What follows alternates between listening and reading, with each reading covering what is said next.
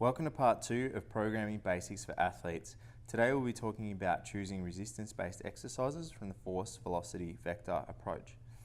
In part 1 we talked about the use of deterministic models in order to improve your performance. And in this video we'll be talking about the force-velocity curve and the force-vector approaches. The first thing we're going to be discussing is the force-velocity curve, which basically explains that power is a combination between force and velocity. And at low velocities we can produce high force, and at low forces we can move fast, and that power is a combination of those. The force vector approach states that we can apply forces in lots of different manners, so in lots of different directions or vectors, such as straight up and down, straight back and forth, side to side, rotationally, or a combination of those forces. You can see in this diagram here and the picture about to come that forces can be expressed in many different ways. Obviously the forces are expressed differently for a runner, from a weightlifter, a basketballer, a hammer thrower and a boxer. So you need to think about how you'll program for your athlete, because each movement has different requirements for force, speed and direction. This video explains the first concept, the force-velocity curve. And we can see at this low load the athlete's able to move fast, but the power will not be that high and their load is not that high. At the moderate loads, the athlete is able to generate maximum power, but the force is not that high and neither is the velocity. So the trade-off is that power is expressed. In this particular video here, the athlete is producing high force but a slower movement, and consequently power is a little bit lower. So at the low loads, we are able to exploit our third class lever system and move the body fast. At moderate loads, we can exploit power development, and at higher weights, we can develop lots of force. If I draw your attention back to this picture of the force vector, we can see in these following videos ways in which that's applied.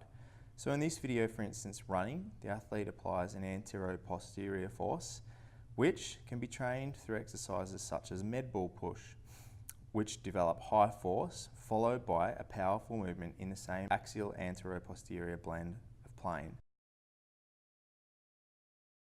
As the athlete progresses into the fast portion of the movement, where they're running at higher velocities, contact time is lower and the force is expressed as a combination of straight up and down and back and forth. So exercises such as stiff-legged pogos or pogo bounds might be used to develop those qualities and exploit that short contact time. In sports such as NFL, AFL, basketball, there is a requirement for athletes to develop agility or a lateral cut, which again can be trained using agility drills.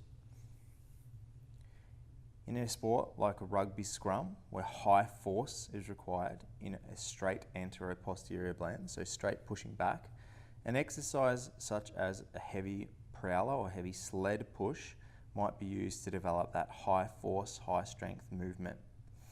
In a sport as dynamic as cycling, where there's a single leg development and a cycling start where there's high force, that movement can be replicated in the gym by things like single leg presses, which are a high force, slow velocity movement.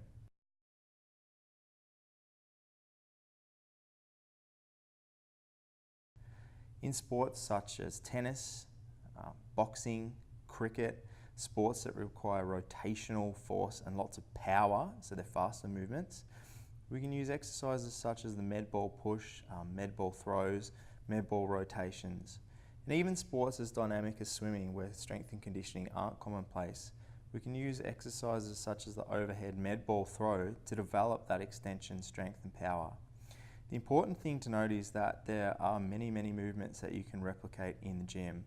And choosing those exercises should be based on a combination of questions, namely, how fast does the athlete need to move? What direction do they need to move in?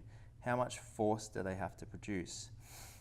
One important thing to note is that you can borrow from other sports, and you should borrow from other sports. Think about what other sports do and what exercises they use, and see if you can apply that to your sport.